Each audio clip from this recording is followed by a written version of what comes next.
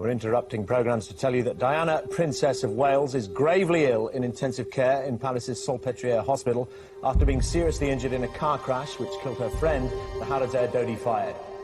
The car is still in the tunnel where it crashed. The accident happened shortly after midnight. Diana and her friend Dodi Al Fayed have been dining at the Ritz Hotel, and we have just received news from the Press Association that in fact her injuries may be more serious, perhaps much more serious than we had imagined beforehand.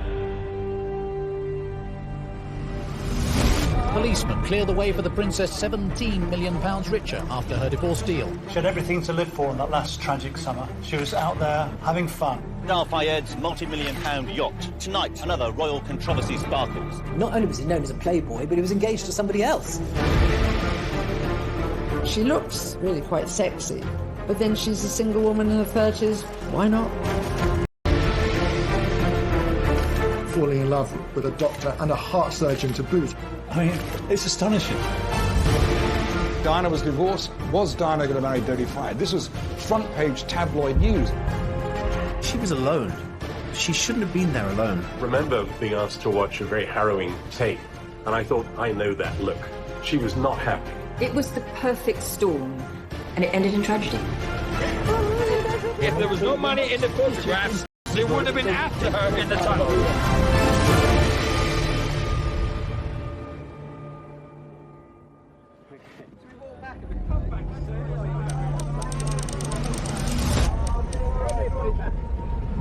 In your own time, gracefully. Right. No, there isn't going to be an announcement. There is a statement which is being faxed to the Press Association, but it's not going to be read out.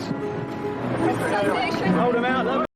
Almost exactly a year to the day before her death, Diana, Princess of Wales, finalises her divorce with Prince Charles. Come right out. Come right. Policemen clear the way for the princess this evening as she leaves a London hotel. Grim-faced, but £17 million richer after her divorce deal, ITN has learned authoritatively. A lot of water had gone under the bridge between Charles and Diana. All the unhappiness, all the War of the Waleses, all the book writing and the television interviews and things, all of that was over. Diana never wanted a divorce. She told me that when we were together at the palace, and she was saying, it's not what I'm looking for at all. And after that, I think she began to put her life together again. She looked fit, she looked great, she was an international celebrity on the world stage.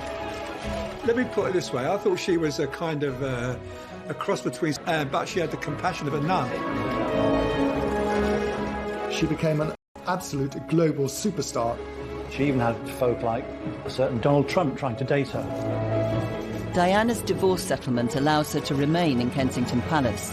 She maintains an office, but no longer has access to a full team of royal staff. Diana was downsizing. She was still living in apartments 8 and 9 at Kensington Palace, but now she had to pay for her own staff. Suddenly, people started to disappear. And in the end, there were very few people left. There was me, the chef, and a part-time dresser. And that was it. She jettisoned her bodyguards, which was not a good idea, actually, her protection officers. And she said, I went downstairs to get in the car the other day and there was no petrol in it. And I'd quite forgotten you got to fill your car up with petrol. So she was learning a new way of existing. I think any woman who finds herself divorced at that stage of her life, mid-30s, you know, you've got to learn to stand on your 2 feet. Diana firmly believed that something special would happen, that a role would be given to her, that she could continue in a new life and represent her country. That was important to her. Diana's search for a new role comes at a time when Britain is also seeking a new future. Labour Party, 20,000. A victorious Labour Prime Minister at the gates of Downing Street and a piece of political history. This was simply unprecedented. New Labour, under Tony Blair, win the general election. Our big message was modernisation. The one thing that I think people thought about Princess Diana is that she was a very modern reflection of where she came from. And I think what she knew was that she had this ability to cut through. I think she was interested in a very kind of loose, informal way, her role as a kind of ambassador for Britain. And I remember at one point, I think I wrote this in my diary, that Tony couldn't decide whether to flirt or be a statesman. Now, always a crowd puller of exceptional power, she seeks some sort of ambassadorial role linked to charitable concerns. Diana may have a long-term game plan, but this doesn't stop her getting to work on causes closest to her heart. One of the chosen few charities is the English National Ballet. When the Princess attends its annual gala, the world gets its first glimpse of the new single Diana. As a young girl, she'd wanted to be a ballet dancer, but had grown too tall. And so this was a rather special event. She turns up, she watches it. It's full of, well-known people in the ballet world. But she loved it because it was something she wanted to do. And she looked, why not? She wanted to break away in part from her old life, find new challenges, and make a change, turn the page, if you like. But the new Diana is more than a philanthropic force. From ballet to battlefields. 9 days after the London Gala, she brings landmines to international attention. I am not a political figure, and as I said at the time, and I'd like to reiterate now, my interests are humanitarian.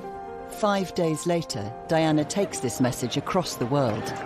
She was lauded at ceremonies in New York. She went to the White House and met Hillary Clinton to discuss her landmines campaign. There are said, ladies and gentlemen, to be around 110 million landmines undetected in the world. And all the time you felt she was sort of shedding her past in order to prepare for her future. She was a great ambassador for Britain. People loved her, they flocked to her, and she took the brand of the British monarchy and of Britain itself across the world. Even living saints need the princess.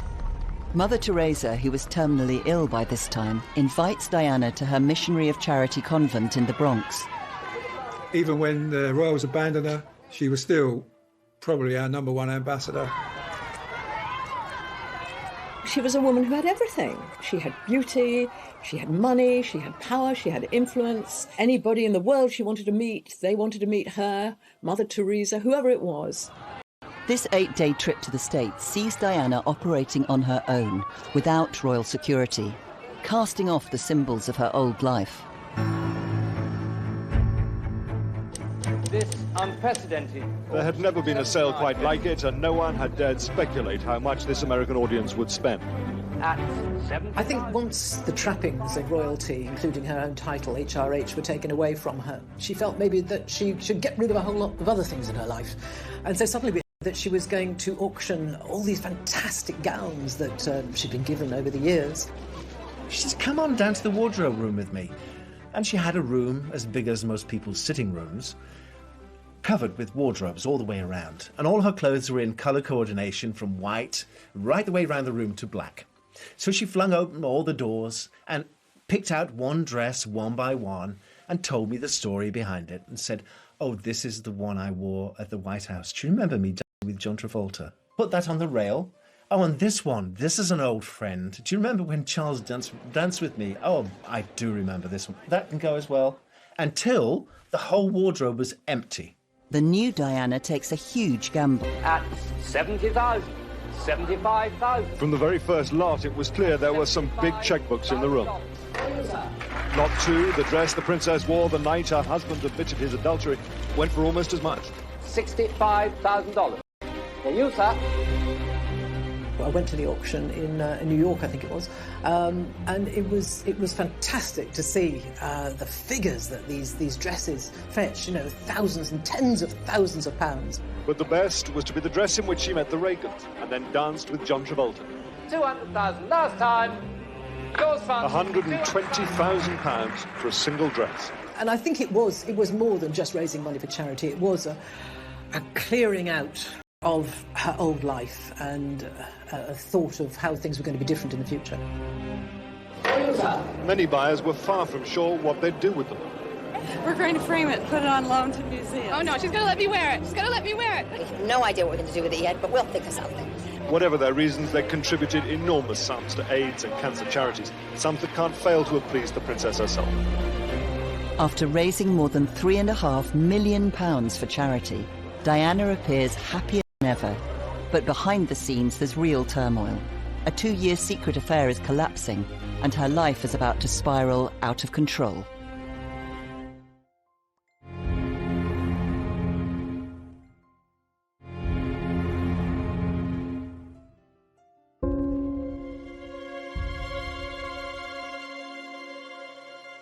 Diana celebrates her 36th birthday at the Tate Gallery in London. The gallery was opened in 1897 by the Princess of Wales. Today's princess seemed very cheerful on this, her first birthday since her divorce. The guest list reflects not just the cream of London society, but also the greatest names in British cool and Hollywood glamour. She was making new friends. Her traditional friends, the sort of aristocratic type of people that she'd grown up with, were being replaced by celebrities. There was Elton John, there was Versace. David Bowie's wife was there, Steve Martin, some, Hollywood glitterati, as well as a few members of the royal family. It was a big event, 500 people, I think, and she looked absolutely stunning. I mean, she was dressed to kill. But for Diana, there is one guest in this star-studded reception who is conspicuous by his absence. An eminent heart surgeon called Hasnat Khan. There'd been rumours for quite a long time that Diana was in love with a heart surgeon, but nobody knew quite who or whether it was true. In 1996, Diana developed an obsession for heart surgery. She received much criticism for allowing a film crew to follow her into the operating theatre.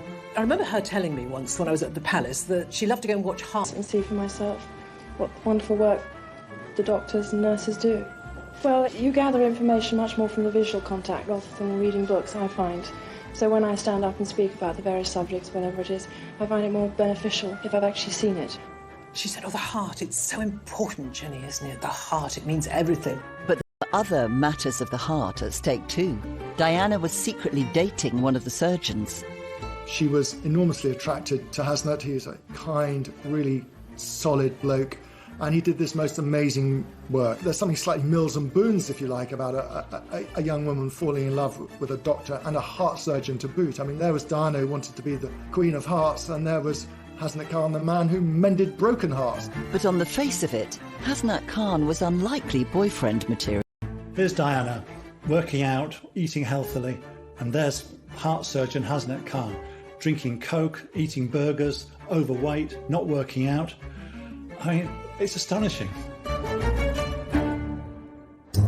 Only Diana's closest inner circle knew about the relationship. I would bring him into Kensington Palace in the boot of my car or underneath a blanket on the back seat of my car.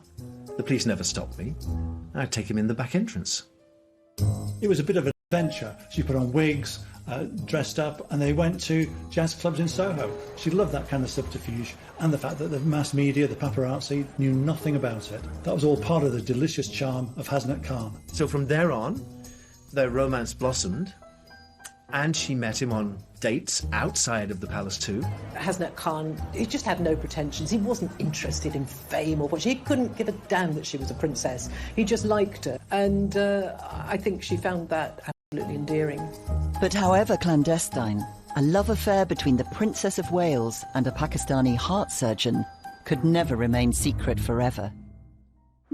Sir James Goldsmith lent his Boeing 757 to daughter Jemima and the Princess of Wales to fly them direct to Lahore. On a tour of Pakistan 6 weeks before her birthday, Diana took time out to secretly meet her lover's parents at their family home. The media pounced. Princess of Wales was giving nothing away about her secret overnight meeting. She slipped out to meet the mother and father and other relatives of close friend Dr. Hasnat Khan. But despite reports of romance, the father of the London-based heart specialist said the princess was a good friend, not a girlfriend of his son. But just the confirmation of a close friendship caused huge consternation in Fleet Street. The idea that the Princess of Wales, as was going to marry a doctor from Pakistan and perhaps go and live with him in Pakistan. This was just not what we were expecting. She'd had long conversations with Jemima, was wondering if it was something she could do. But the press attention had rocked the foundations of the 2-year-old romance. He didn't want anything to do with the hullabaloo. He wanted to just be a heart surgeon, and I can understand that. And so, you know, it's difficult for someone like Princess Diana, like any superstar, to form a relationship where the other person in the relationship would continually come under a microscope.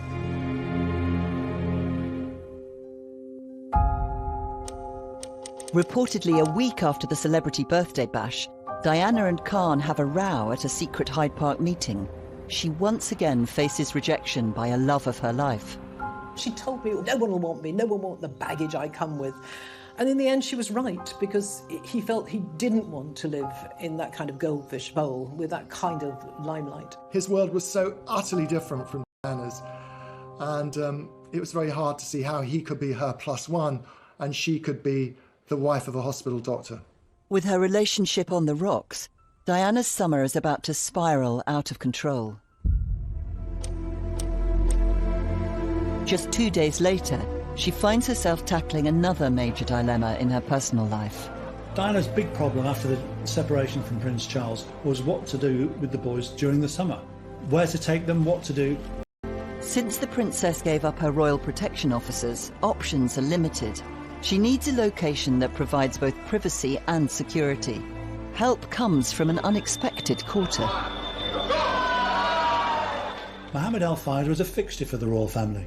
His stall, Harrods, was patronised by members of the royal family in their circle. He was very friendly with the royal family at that time and even used to sponsor their events. Mohammed Al Fayed said, look, you love the south of France, you'll love the heat, you'll be on a boat, you'll be well away from everybody. And she thought, why not? So when Diana asked the Queen if she could take William and Harry down to the south of France, then it was just simply waved through. Diana and her boys take the Harrods' private jet to Al Fayed's villa in Saint-Tropez. But the press are onto them and start to question her choice of host. Mohammed Al Fayed's multi-million-pound yacht, moored here on the French Riviera, resort to the very rich, where tonight another royal controversy sparkles. The photograph, which has incensed some MPs. Diana, Princess of Wales, arm in arm with the Harrods boss on board his yacht. The Saint-Tropez villa of Diana's friend Mohammed Al Fayed. In full view of waiting press and TV cameras, the princess went to the beach beside it today. She seemed unconcerned by all the attention. The press are having a long-lens field day.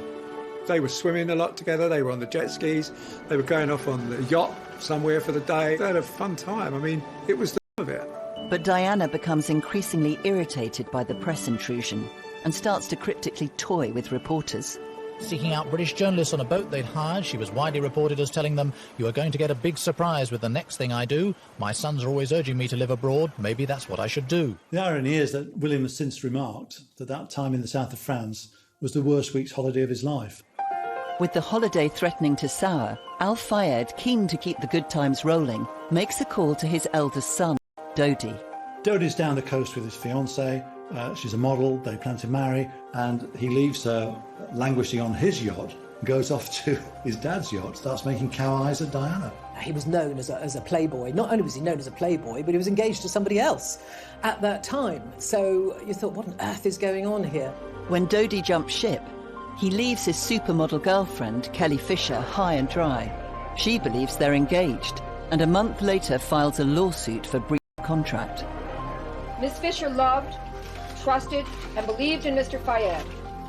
In return, he took her love, and he gave every indication that they were going to get married, and that he would fulfill all of his promises to her. Paparazzi images of Diana with Dodi are now appearing all over the world. Back in London, Paul Burrell is holding the fort and facing the music for Diana's increasingly tangled love life. Every time the princess rang me, she'd ask about Hasnett. Have you seen him? Have you been to his pub? What did he say? Has he seen the pictures in the papers? What did he think? Is he jealous? Hasnett was furious that Diana could turn to someone like Dodi Al Fayed, the son of a multimillionaire and a playboy. That wasn't Diana. He knew that wasn't his Diana. In the middle of all this furore, Diana receives devastating news from across the Atlantic. Graphic reports covering the murder of one of her closest friends start coming in. Gianni Versace enjoyed worldwide fame and extraordinary wealth, but this morning it wasn't enough to stop him suffering a brutal and squalid death on his own doorstep. He was in the process of opening the gate when he was approached by a white male, perhaps 25 years old. We're told that apparently shot him at point-blank range. This is the spot where Gianni Versace was gunned down in cold blood yesterday morning. The flowers here are covering up blood stains on the steps. It couldn't be a great contrast between this glamorous location in Miami and this cold-blooded act of murder. 5 days after the death of the international fashion designer, a devastated Diana returns William and Harry to the UK. The boys travel up to Balmoral to spend a month with their father. For photographers, it was a welcome relief. Many of them would have spent the summer crawling through the heather to get their picture. This year, the picture came to them. The next...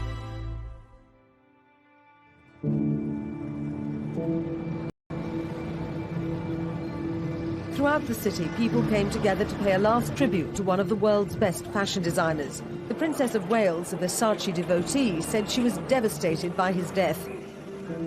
She made her way to the front row, sitting between two stars from the world of music, Elton John on her left, Sting on her right. It deeply moved her. This was only months before she'd die herself. And here she was, sat at Gianni's funeral. She couldn't comprehend it. Death seemed to haunt her towards the end of her life. She was so consumed by thinking it might happen to her. The next time many of Diana's celebrity friends will be together would be at her own funeral.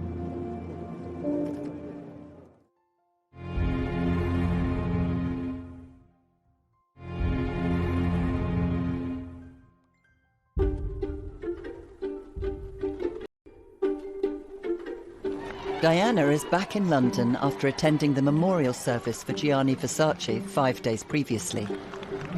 Her boys are up in Scotland holidaying with their father. Prince Charles sported his Lord of the Isles tartan, while all eyes were on his eldest camera-shy son. Home alone, Diana holds another secret meeting with Hasnat Khan, her lover of 2 years, this time in Battersea Park. They had a screaming match late one night. They shouted and screamed at each other, and neither one of them gave in. And so she ended the relationship. You know, I don't know whether it actually broke her heart, but it really upset her. According to Khan, the couple spent the next night together at Diana's apartment. But this was the final breakup, and the last time they saw each other. With Diana's love life spiralling out of control, her schedule is about to follow suit. Within 24 hours of the split with Khan, she's on a plane to Sardinia. Mohammed Al Fayed had bought a yacht, which could be at their disposal, the Jonicle. So Diana then returned to the Mediterranean alone to resume her friendship with Dodi Al Fayed. So the romance was in full acceleration. It was full-on pace, and it was accelerating beyond control. Once again, the press are one step ahead. She was probably the most famous person on the planet at that time, certainly the most photographed, and that wasn't going to disappear, unfortunately for her. The press pack will spend the next 5 days chasing Al Fayed's multi-million-pound luxury yacht around the Mediterranean. Where is she? Look at that. The feeding frenzy to get the first photographic evidence of a romance between Diana and Dodi is unprecedented. I think she definitely reached this thing rather than a person for a lot of people, I think. The sense that she's not really a person, you can kick her about as much as you want. I mean, boatloads of photographers and reporters. It was just huge. I mean, paparazzi from all over Europe were there. She became more vulnerable. The paparazzi took more liberties.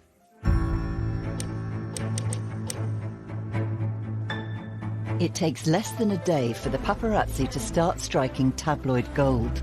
Today, though, more pictures appeared of her on holiday with the millionaire Dodi Fayed. 3 British newspapers have paid £500,000 for them. Diana and Dodi are captured in a compromising clutch that becomes the iconic image of their summer romance. They have the full run of the boat, as Mohammed Al Fayed has returned to London. Dodi Al Fayed himself hasn't been seen today, but his father was watching Fulham, his latest acquisition, in action. He seemed relaxed about the pictures. All right, it's all right. He's in movie business, you know, that's all right. It doesn't bother him.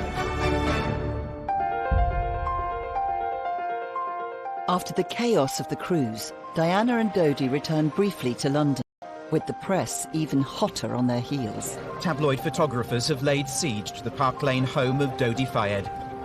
Late last night, the arrival of a car similar to that owned by the Princess of Wales led to reports that the two were sharing an intimate meal. Frustratingly for the photographers, there was no opportunity to see the diners, although their own activities were constantly monitored by security cameras which protect this exclusive part of Mayfair.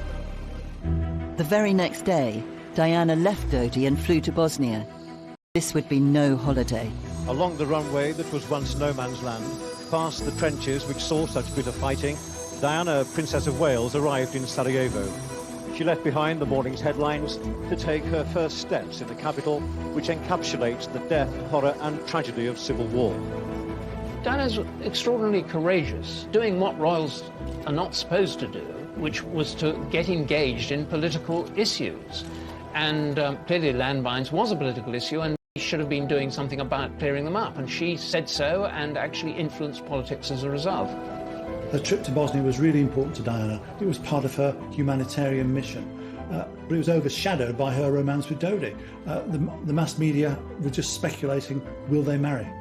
The princess may also have been apprehensive that the large media pack following her were more interested in matters elsewhere than in the plight of Bosnians.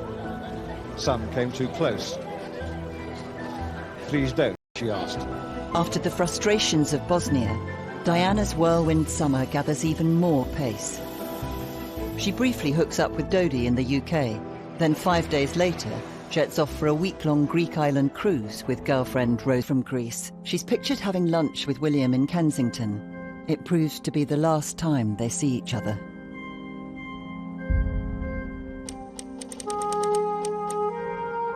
That afternoon, she flies with Dodi for a third, final trip to the south of France. The Jonakil once again tours the Mediterranean, with the paparazzi chasing her from port to port. She ends up back in Sardinia. Dodi and Diana had spent a few very happy days on board the yacht, had a lot of fun together, but it was time to go home. I think they'd actually extended their trip by a few days. The princess rang me from the boat originally and said, "We've gone to be a day late. I should be coming home tomorrow, but Dodi has to go to Paris to do work for his father. I have to go to Paris with him because there's no other way I can get home. I'm on the Harrods jet. So bear with me, delay everything one day, ring Balmoral, tell the boys that Mummy will be with them 24 hours later than she expected, but to be there."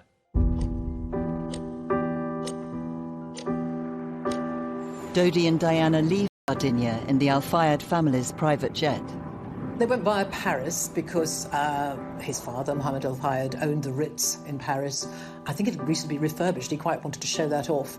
At the 2008 inquest into Diana's death, grainy CCTV images taken near the Ritz that afternoon capture paparazzi on motorbikes lying in wait. There's a kind of hysteria that overcomes the mass media every so often. And just imagine you're Diana sitting in a limousine and the paparazzi are all around you on the road into Paris, and some stupid scooter drivers are trying to take pictures of you. And during that madcap drive into Paris, she told Dodi, somebody will get killed. After a whistle-stop tour around the sights of Paris, Diana and Dodi arrive at the Ritz. More photographers are gathering outside.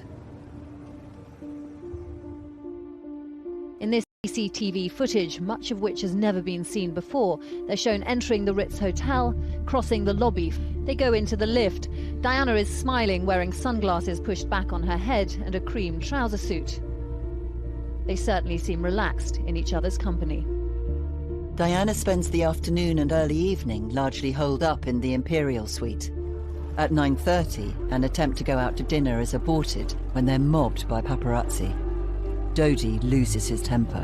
When they return, their car is surrounded by photographers, and the couple have to be protected by their bodyguards as they re-enter the Ritz.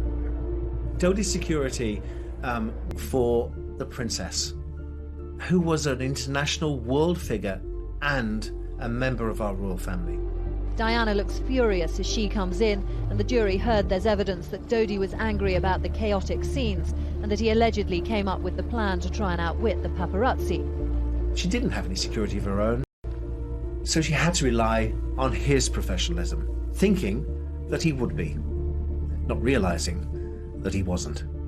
If you can have a relationship and build up a trust with your security team, then there's a chance it will work. If it breaks down, if the chemistry disappears, then it's very, very difficult. It probably wasn't the best, and they were unable to give her the privacy that she actually looked for. The roll of the dice in the last few hours of the princess's life was just so unfortunate. Everything worked against her. Nothing was in her favour. She was in the wrong place at the wrong time with the wrong man.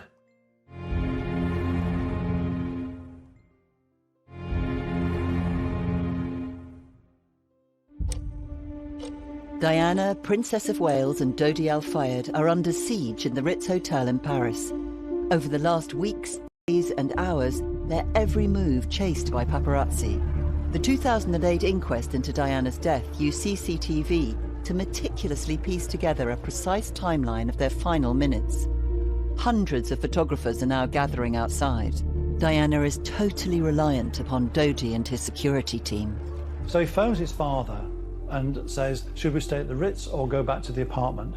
And his father made that fateful decision, go back to the apartment. I don't quite understand why, once they were cornered, why they didn't just stay there. Mohammed Al Fayed, Dodi's father, decided that he should send a decoy car away from the front door to draw the press away, and sent Dodi and Diana out of the back door of the Ritz.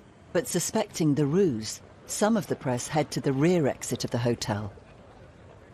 And what needed here, there needed to be some dialogue with the media to find out what they wanted, to make arrangements with the police to organise and police the press professionally and efficiently, and not allow them to patrol the hotel at that time. I remember being asked to watch a very harrowing tape, one of the last tapes from the security cameras at the hotel in Paris. And I thought, I know that look. She was not happy. And remembering what a professional, painstaking princess she had been, the way in which, if I made a single mistake, she would notice it. She was very, very aware of how things should be run. You could tell from her expression, even in those last shots, she was unhappy. There was something not right. She knew when things weren't running properly. And I have a horrid feeling that she was already feeling unsafe.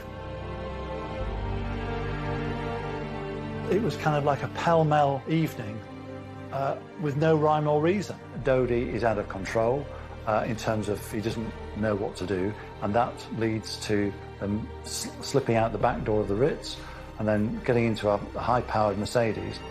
It was the perfect storm. A lot of things were in play that night, for one reason or another, and it ended in tragedy.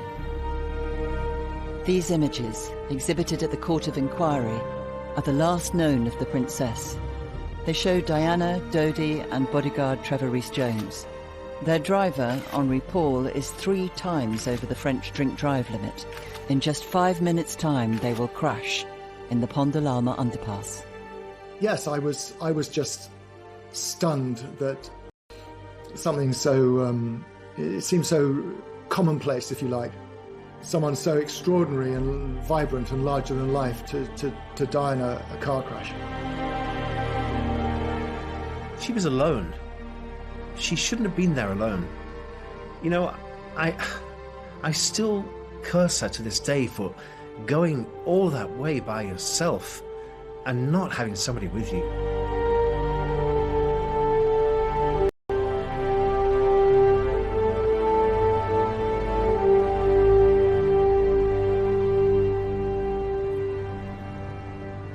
The Mercedes saloon they were travelling in was no more than crumpled metal.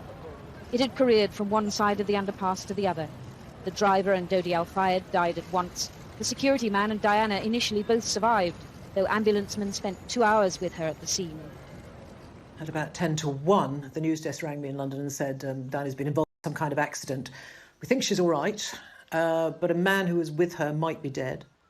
And obviously I had to get myself to London straight away. And all the way up there I was listening to the news, I was listening to the radio output, and it came via, well, obviously the tone changed. I know what happens with a royal death. I know the procedure. For the very latest, monitoring all the incoming wires into ITN, Tim Wilcox is in our newsroom. Let's go to him now. Well, yes, Dermot, ago that Diana, Princess of Wales, has died, according to British sources, the Press Association learned this morning. That was followed a few minutes later by another report saying that Paris, Princess Diana dead, according to an unnamed French minister. That was followed again a couple of minutes later by a doctor, again an unnamed doctor, confirming that Princess Diana was dead. It was a fast-moving story as well. Things were happening, the arrangements for Diana's body to be brought back, who was going to go to Paris. There was a lot to say. As well as Prince Charles, Paul Burrell heads to Paris to bring the princess home. I got to Paris on the first plane the next morning, around about 6 o'clock in the morning. And I was met by the British ambassador, who took me to the hospital. And that was a whole different scene. There were so many people. I didn't know where they all belonged, where they all came from. There were people in gowns, there were policemen, there were people in shadows, and I was just away with it. Barely 3 hours ago, Prince Charles arrived in a cortege at the Pitié-Salpêtrière Hospital in central Paris in the British ambassador's car. He was greeted by President Chirac, flanked by the Presidential Guard, a rare French tribute. A sad Madame Chirac kissed on the hand by the Prince. Prince Charles makes the decision to see Diana's body. And when he came out, he was white. He was white. He was literally shaken. I'd never seen him like that before.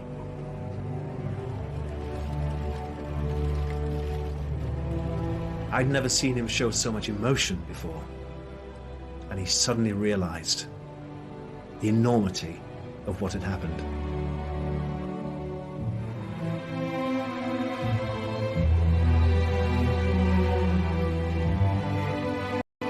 Within the past few minutes, the aircraft carrying the body of Diana, Princess of Wales, has arrived at RAF Northolt in West London.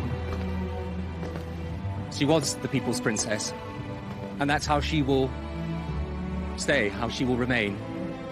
You know, in one of those conversations with Tony through the night, he said this thing which has stuck with me ever since. He said, "This is going to produce grief on a scale we've never seen." And I thought, is that right? I got picked up by a car, and it was a woman driver who was crying. And I think this was the moment that I thought, oh, this is maybe going to be much, much bigger than anybody can imagine. So we got into the cars and we drove into London, and then we were greeted by the most incredible sight of people on footbridges, throwing flowers on opening, and people just getting out on the motorway as the cortege just led its way into London. There was a long queue of people waiting to sign the book of condolence. And then I got out of the car and went up to a man. I remember he had a beard and he was middle-aged, and he just looked at me and burst into tears. And I thought, my gosh, this feeling is real. And that was the beginning of the most extraordinary week for me and for the whole country, really. Behind a coffin shrouded in the royal standard and adorned by a spray of her favourite white lilies, drove her two sons, Princes William and Harry, bringing their mother back home. Diana's summer ends in tragedy. A nation unites in grief, but is left searching for answers. If there was no money in the photographs, they wouldn't have been after her in the tunnel. Forced to say goodbye to the people's princess. It is a point to remember that of all the ironies about Diana, perhaps the greatest was this. A girl given the name of the ancient goddess of hunting was, in the end, the most hunted person of the modern age. Here still thousands came. A royal cortege on a motorway slip road surrounded by families stacked up the banks and the bridges. In life, Diana had touched unlikely and unloved places. Today, in death, in an unremarkable urban landscape, she did the same. It's unbelievable to think that it was only a year that Diana had as a single person to do her own thing on her own 2 feet, and then she was gone. Well, I remember feeling a strange sort of inevitability about it, that she had had this extraordinary life, that she had an enormous impact on the world and on so many millions of people. And there was never any way in which she was going to fade away quietly. And although it was tragic that such a brilliant young life should have been cut short, and yet she went pretty much at the height of her powers.